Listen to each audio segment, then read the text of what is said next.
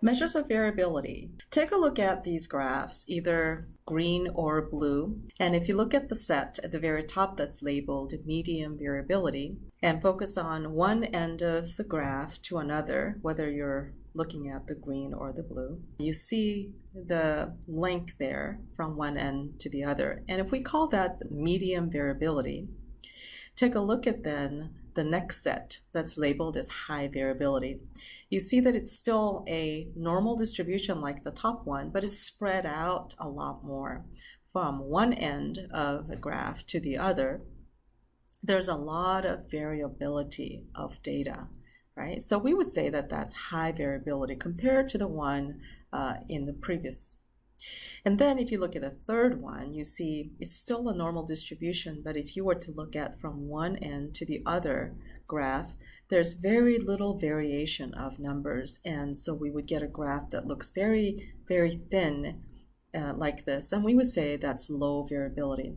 So measures of variability then has to do with how much we see the spread to be. So how big or wide is the spread among numbers in a given data. So going back to this table as a roadmap for us, we've talked about frequency distribution and measures of central tendency, where we talked about mode, median, and mean, and how we use different types of averages based on different types of data, nominal, ordinal, interval, or ratio. Now we're talking about measures of variability, which is to say, what is the variation of numbers around the mean, right? If we know what the average is or the midpoint is, what do the other numbers look like around that number? And then the next topic is going to be on correlations. But first, measures of variability. According to this table, we see that there are three different ways that we measure variability. There's the range, that's used for nominal, ordinal, and sometimes interval and ratio data that's skewed, or semi-interquartile range as a measure of variability for skewed data, and then finally variance or standard deviation for normally distributed numerical data.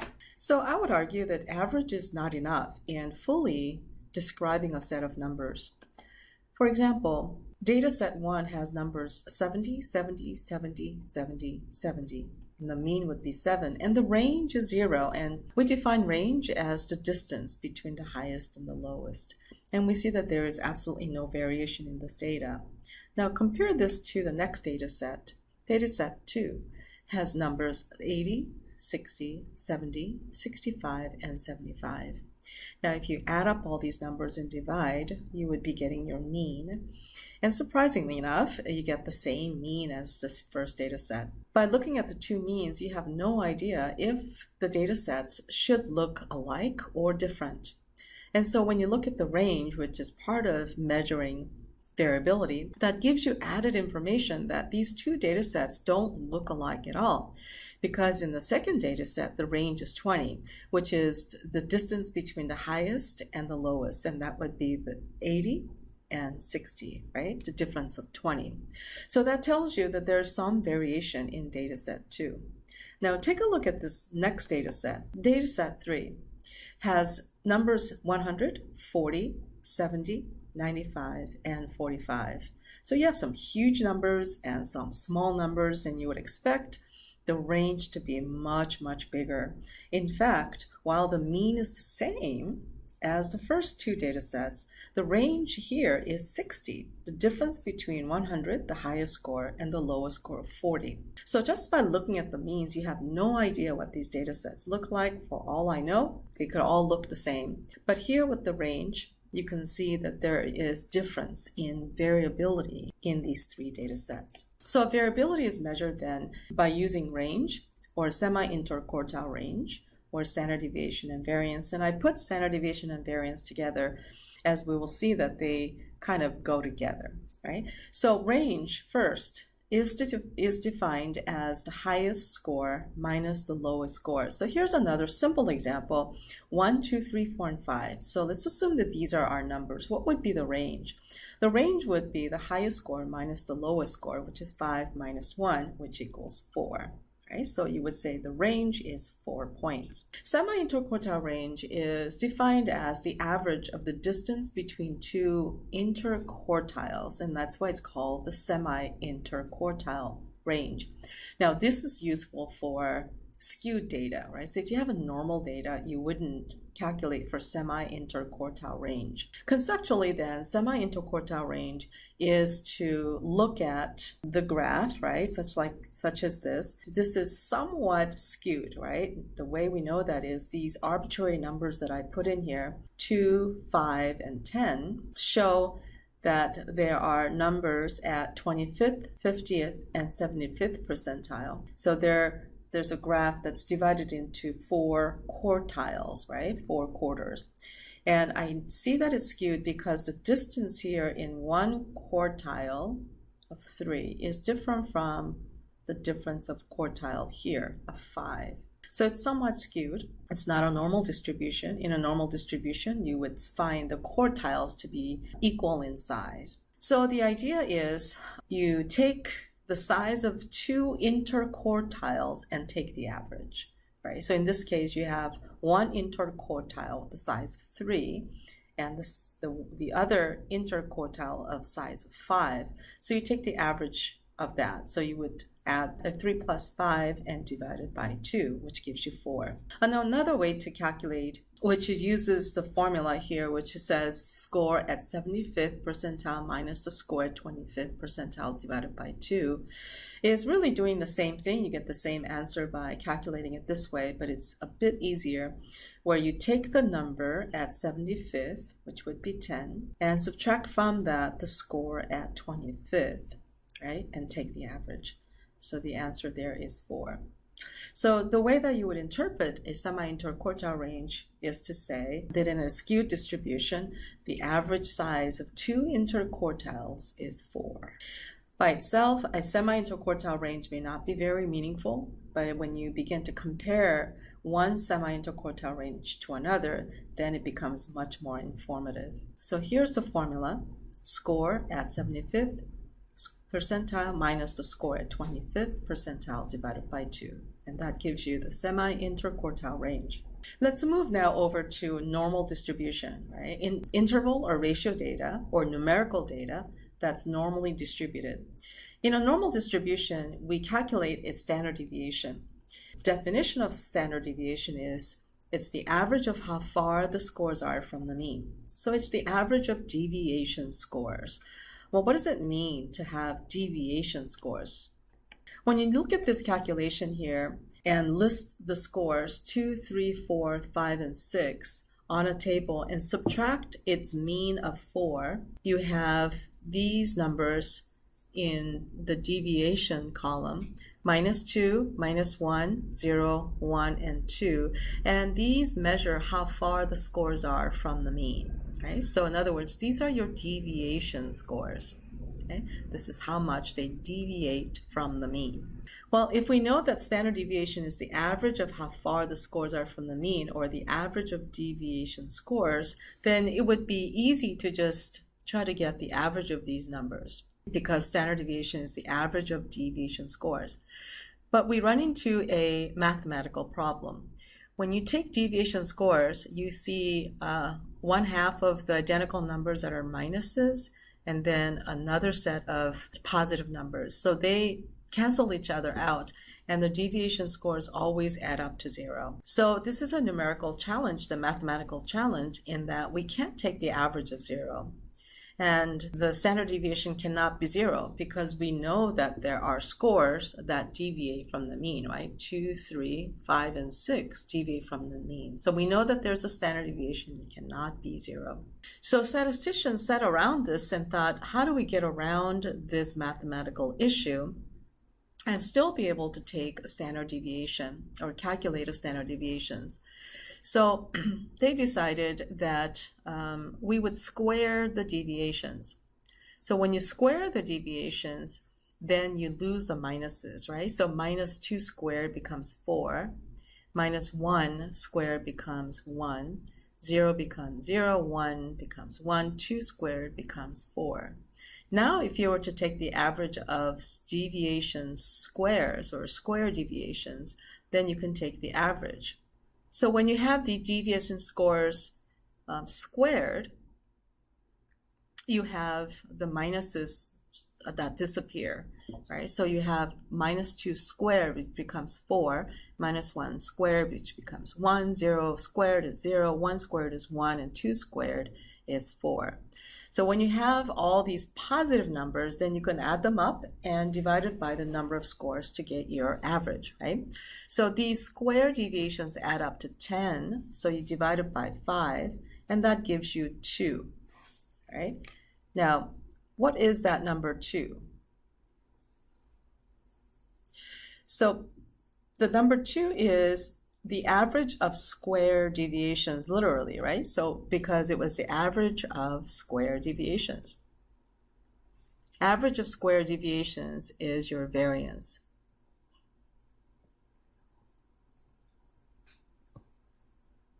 Now, what we really want is not a variance, but standard deviation. And this variance of 2 is a huge number because it's the average of square deviations, and we needed to square them in order to get around this mathematical issue of deviation scores adding up to 0. So then once we have the variance, we want to kind of deflate what's been inflated.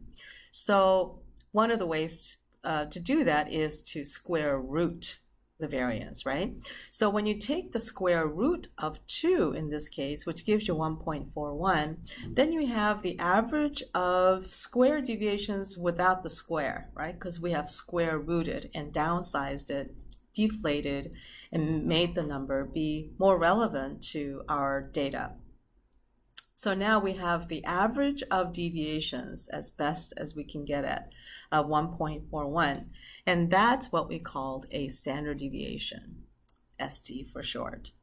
So the way we would interpret this is to say that scores vary from the mean on average by 1.41.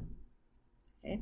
And that seems to make sense because you have one score of 4 and you have one score that's away from the mean by 1 point, another one away from the mean by another, and then these are all negative deviations, and then you have one score away from the mean by 1 point, and one score away from the mean by 2 points, and you got one score right in the middle.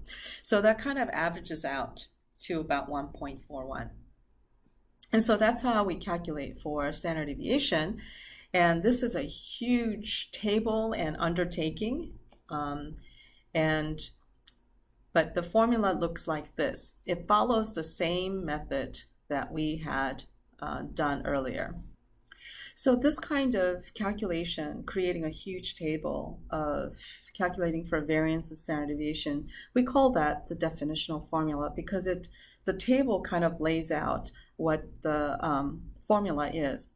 And here, the computational formula that I'm going to introduce to you is a lot easier formula to use for calculation of variance and standard deviation.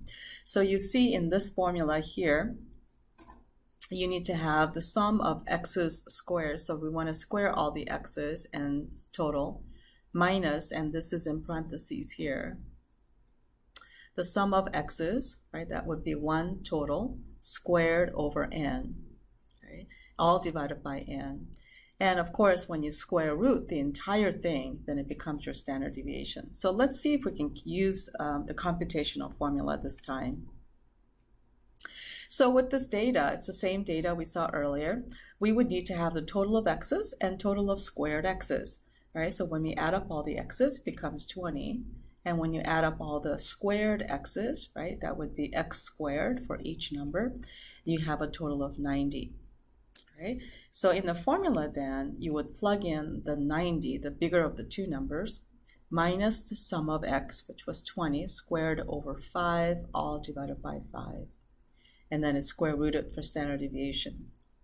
So when you take 20 squared divided by 5 and subtract from 90, it becomes 10 over 5, okay, which becomes 2. Right? And when you square root, it becomes 1.41. So same numbers that we saw earlier. So the symbols we use for variance and standard deviation are such that for the average squared deviation, in the symbol, we keep the squared in there to tell us that that's variance. So the symbol is S sub x squared, right, for the variance. And then it makes sense that for standard deviation, then the notation should not have the squared in it. So the average deviation uses the notation S sub x, okay, 1.41 as the standard deviation. Again, standard deviation, the interpretation is very important. And a typical wording of a standard deviation would be to say the scores vary from the mean on average by 1.41. So how significant is that? If you look at this graph here, this is a standard graph of a normal distribution where with the 0 in the middle, if you go one standard deviation out, that includes 34.13% of the data.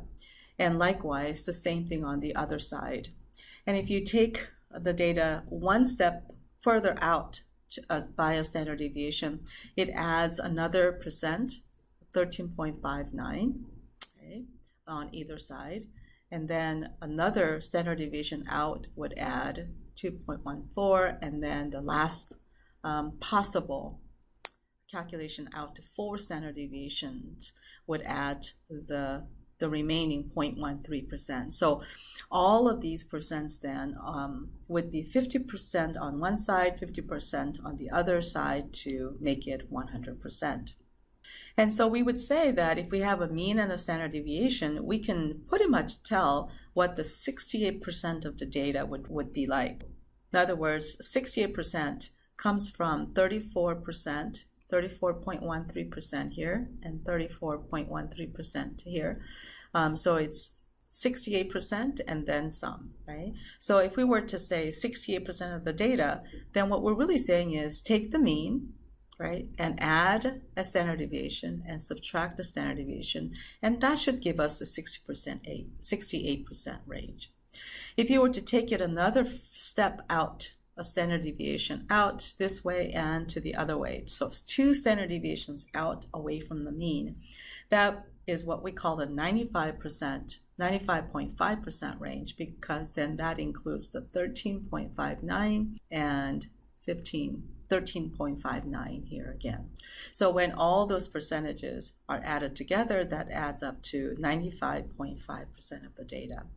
Interpretation-wise, we would say those two numbers are the range within which we think that 95% of the data will be.